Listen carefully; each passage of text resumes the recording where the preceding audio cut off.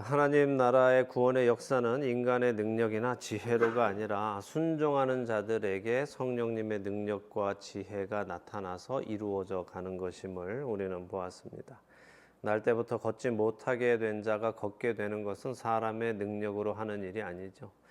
예수 그리스도의 이름 안에 나타나는 성령 하나님의 능력입니다. 날 때부터 걷지 못하게 된 자가 걷게 됨으로 생겨난 그 믿게 된 5천 명의 사람들 역시 사람들의 능력으로 얻어진 게 아니죠. 성령님께서 믿을 자들을 불러 모으시고 그들의 마음에 믿음이 생겨나게 해주시는 능력으로 얻어진 것입니다. 또 공회에 잡혀가서 재판을 받을 때에 공회원들이 변박할 말을 할 수 없을 정도로 명확한 진리의 말씀을 전하게 한 것도 사도들의 지혜가 아니라 성령 하나님의 지혜와 능력으로 일어난 일입니다. 그렇게 하나님께서 하나님의 백성, 자기 백성을 택하여 하늘나라로 초대해 가시는 그 일은 철저하게 하나님의 주권 안에서 일어나는 그분의 전적인 은혜임을 우리는 분명하게 깨달아야 합니다. 이런 이유로 우리는 자신의 힘으로 자신의 지혜로 이 일에 무언가를 덧붙이려고 해서는 안 돼요. 하나님 하시는 그 일에 내가 뭔가 좀 얹어드리겠다고 하는 생각을 해서는 결코 안 됩니다. 이 사실을 분명하게 마음에 새기시고 하나님의 주권 안에서 성령님을 따라서 행하시는 우리 모두가 되기를 바랍니다. 오늘은 공회에서 풀려난 제자들에게 일어난 일을 좀 보려고 합니다. 사도행전 4장 23절에서 31절인데요. 우리 함께 읽도록 하겠습니다.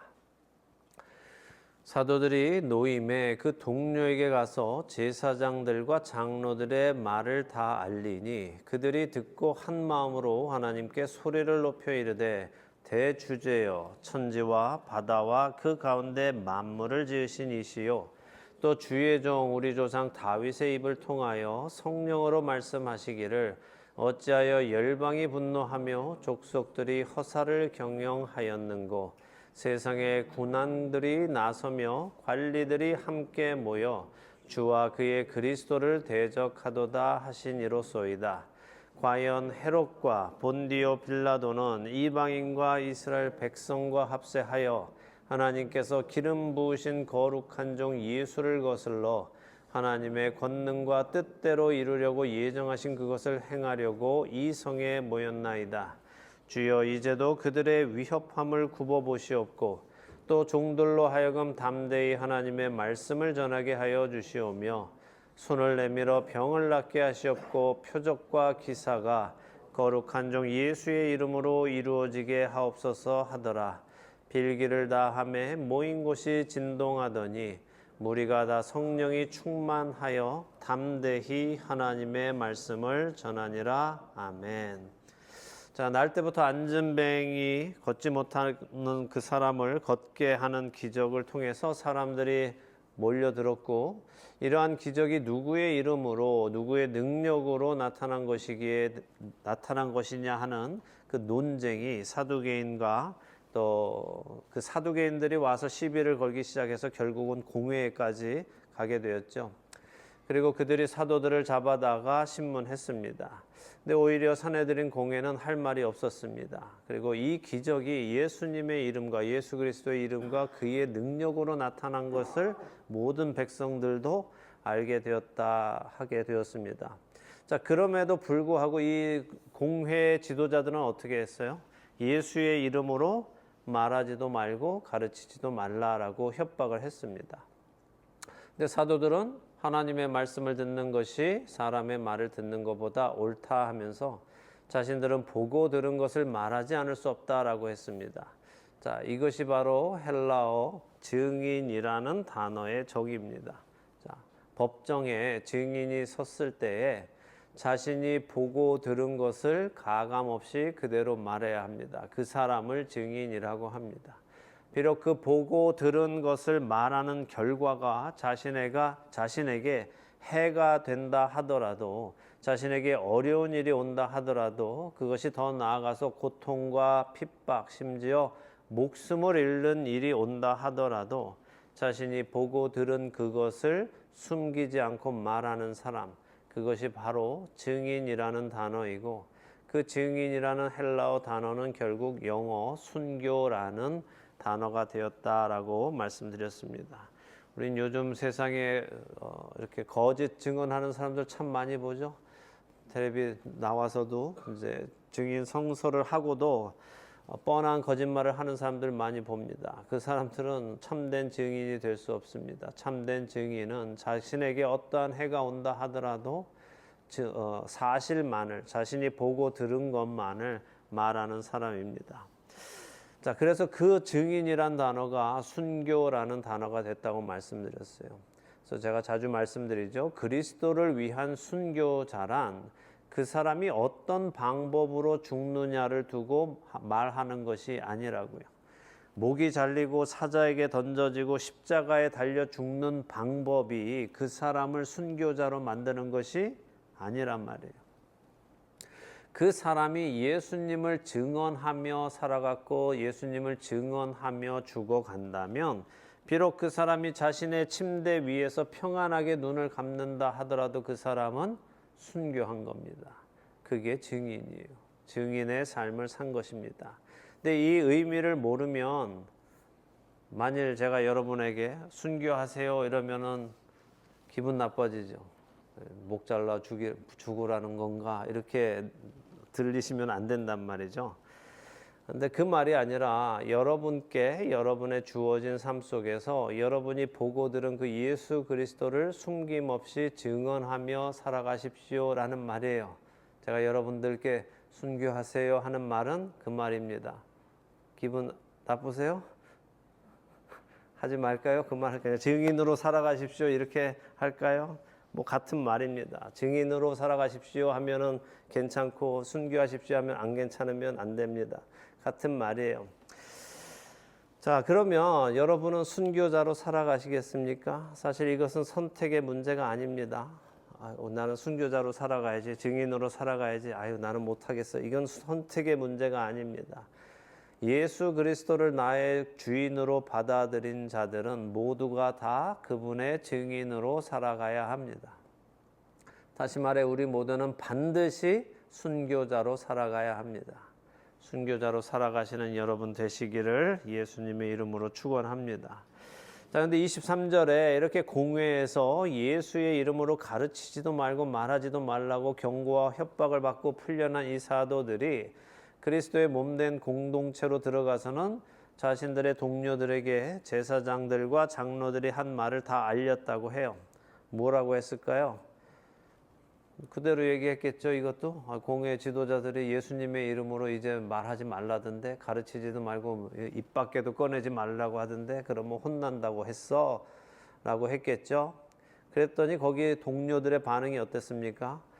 그래, 지도자들이 그렇게 했으면 이제 조용히 하지, 앞으로 입 조심하고 살자고 하는 것이 아니라 24절에 보니 그들이 그 말을 다 듣고는 한 마음으로 하나님께 소리 높여 기도하고, 다시 말해 찬송했고 하나님께 기도했다는 말이에요.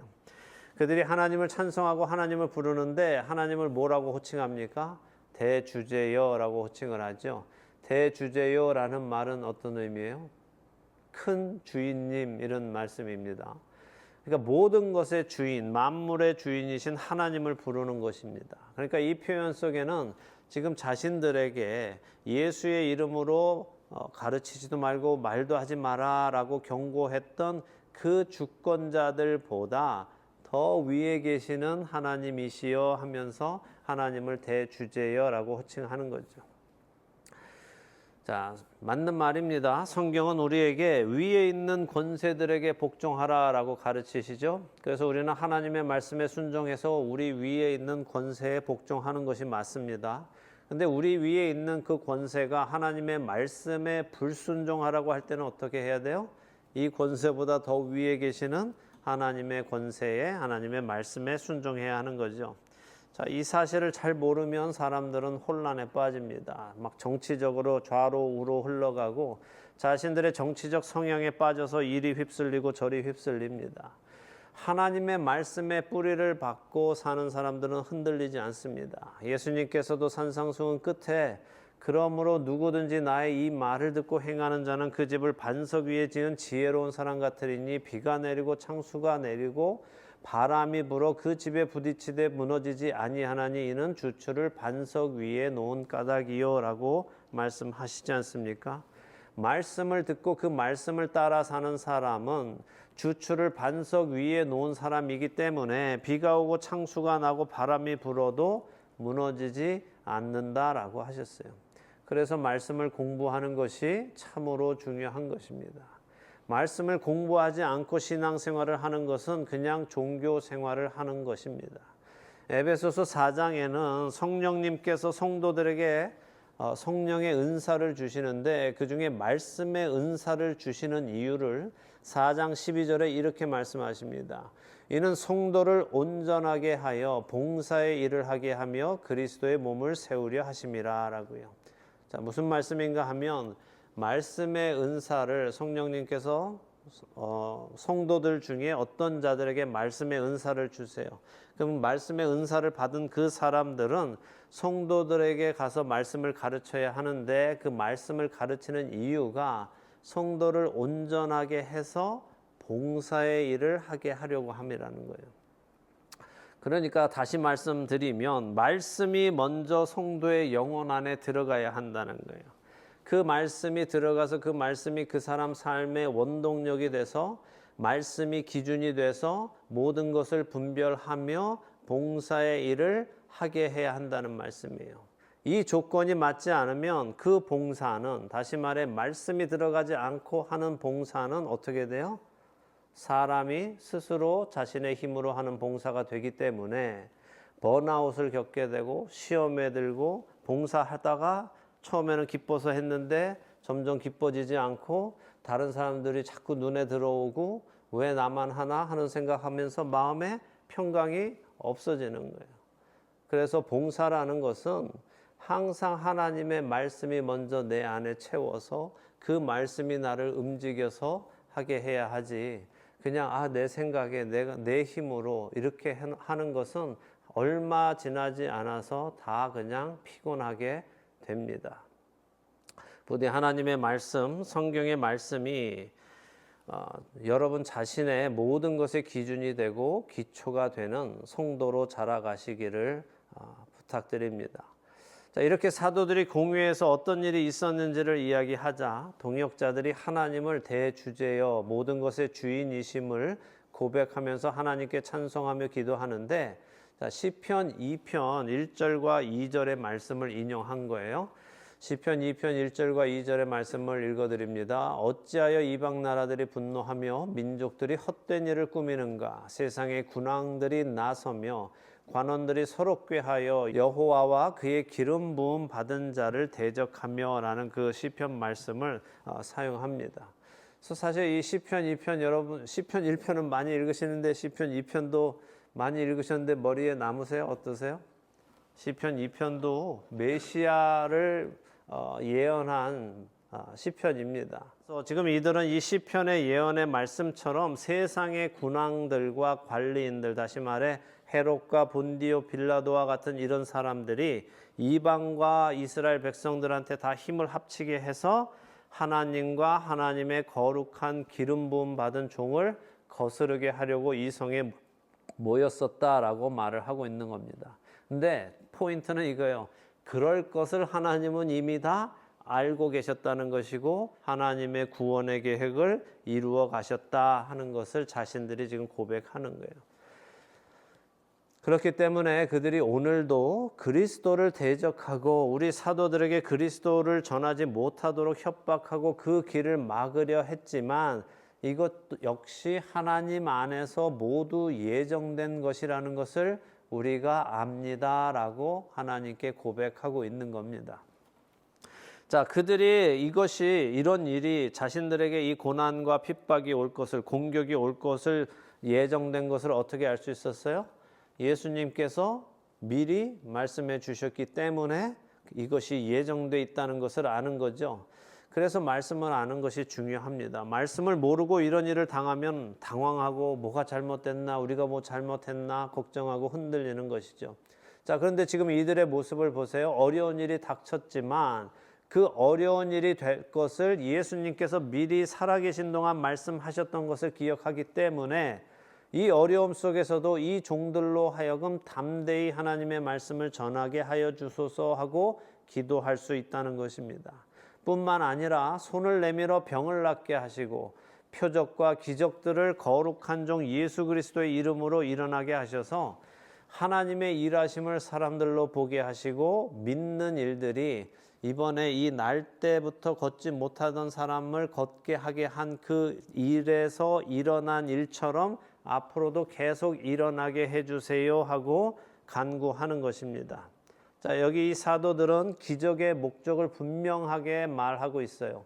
기적의 목적은 뭐라고 말씀드렸어요? 병 낫는 것에 있는 것이 아니라 그 병 낫는 기적을 통하여 얻어지는 결과, 곧 사람들이 믿는 것에 있는 것입니다.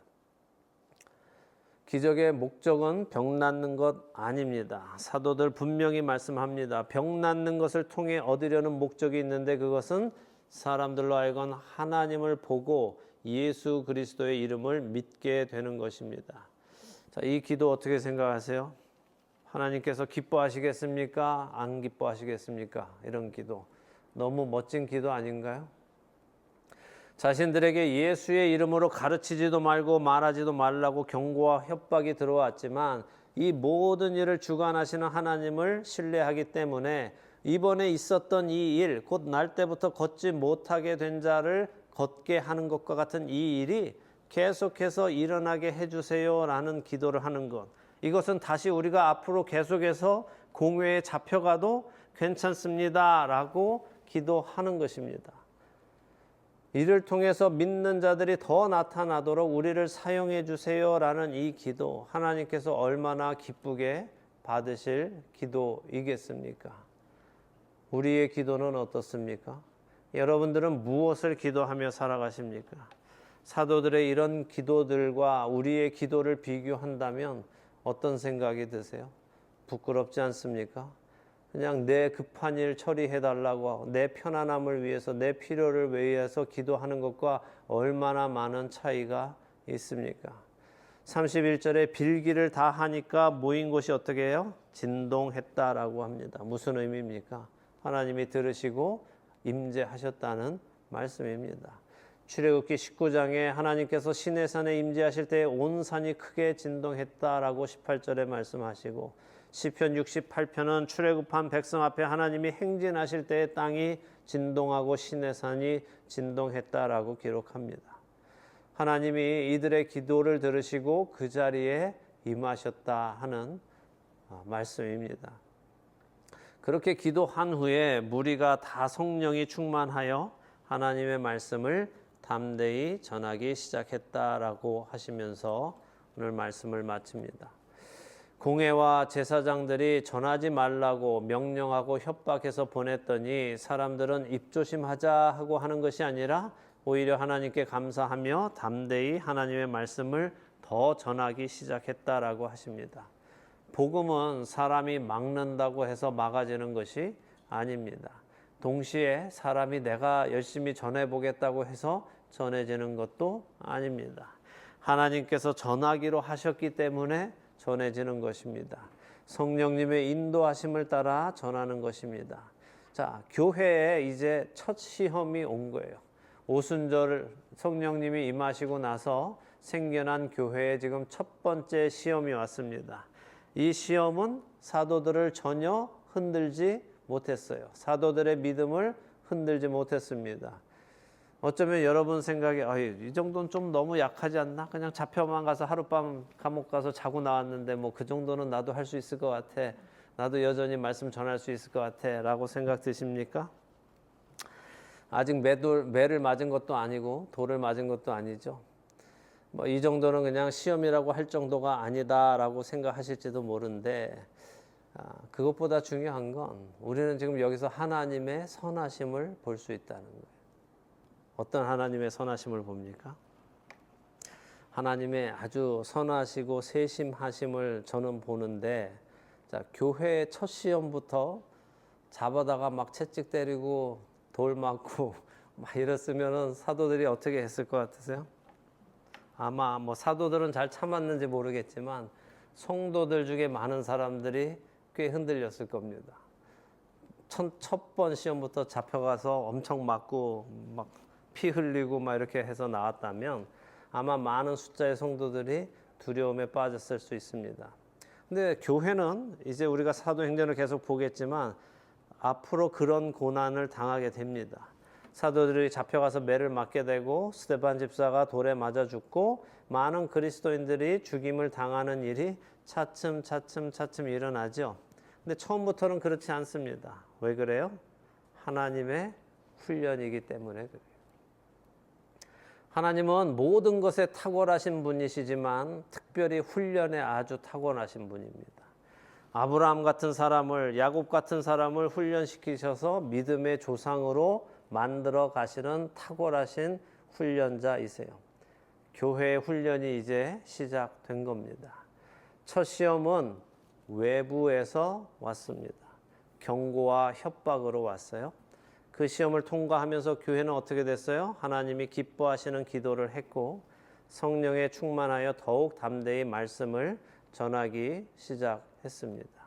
첫 번째 시험, 충분히 견딜 만한 시험이었어요. 그런데 하나님께서 차츰 그 강도를 올려가시며 그들의 믿음을 크게 세워 가실 거예요. 시험이 그들로 더욱 강하게 만들었습니다. 별거 아닌 것 같아도 분명히 그들은 말씀을 전하지 말라는, 예수 그리스도의 이름을 전하지 말라는 경고를 받았음에도 불구하고 오히려 성령에 충만해서 말씀을 더 담대하게 전하게 되었어요. 첫 번째 시험을 통하여 이들의 믿음이 한층 더 성숙하게 된 것입니다. 하나님은 이들과 마찬가지로 우리를 훈련시키십니다. 처음부터 강력한 훈련, 감당 못할 훈련을 시키지는 않으세요. 그런데 만일 여러분이 근데 저한테 주어진 시험은, 저한테 주어진 훈련은 너무 강해요. 감당 못하겠어요. 라고 생각하신다면 사실 그것은 여러분들이 그동안 여러분의 삶 속에서 하나님이 해오셨던 훈련을 제대로 하지 않았었기 때문에 그래요. 하나님은 절대 처음부터 강력한 시험을 주시지 않아요. 하나님은 여러분의 수준에 맞춰서 그 시험의 훈련의 강도를 올려가시는 분입니다. 그래서 만일 여러분이 매일의 삶 속에서 하나님은 우리에게 훈련을 시키세요. 말씀에 따라 사는 훈련을 시키시는데 그 훈련을 자꾸 외면하면 이 훈련의 강도는 점점 가는데 나는 그 훈련을 쫓아가지 못하게 되는 것입니다. 그래서 여러분이 하나님께서 여러분의 삶 속에 주시는 그 훈련을 잘 받지 않으면, 그 훈련을 자꾸 피하면 결국에는 내가 감당하기 어려운 그 시험이 나의 앞에 온단 말이죠. 그러니까 삶 속에서, 매일의 삶 속에서 주님과 동행하시며 하나님이 맡기시는 일들을 여러분의 말씀을 신뢰하며 여러분의 삶을 증명해 나가신다면 큰 어려움, 큰 시험이 온다 하더라도, 큰 훈련이 올 때도 여러분이 넉넉히 그것을 이기고 넘어가며 더 믿음의 장성한 자로 나가게 될 수 있다는 것이에요. 그러니까 여러분 매일의 삶의 훈련에 잘 임하시기 바라요. 조금씩 달리기를 해야 마라톤도 뛸 거 아닙니까? 첫날부터 마라톤 뛰면은 사망에 이르게 되죠. 그죠? 심장이 터져 버립니다. 그러니까 조금씩 하나님은 여러분을 훈련시켜 가실 거예요. 그러니까 훈련을 피하지 마시기 바랍니다. 훈련을 통해서 여러분은 하나님을 더욱 신뢰하게 될 것이고 더욱 굳건한 믿음으로 지어져 가실 거예요. 그날을 생각하시며 기쁨으로 여러분에게 주시는 훈련을 받아들이시기 바랍니다. 자, 교회를 세워나가시는 이 하나님의 손길이 여러분의 손에도 동일하게 나타나실 것입니다. 그리고 여러분을 빚어가실 겁니다. 그 손길 뿌리치지 마시고 순종하며 나가시는 여러분이 되시기를 예수님의 이름으로 축원합니다.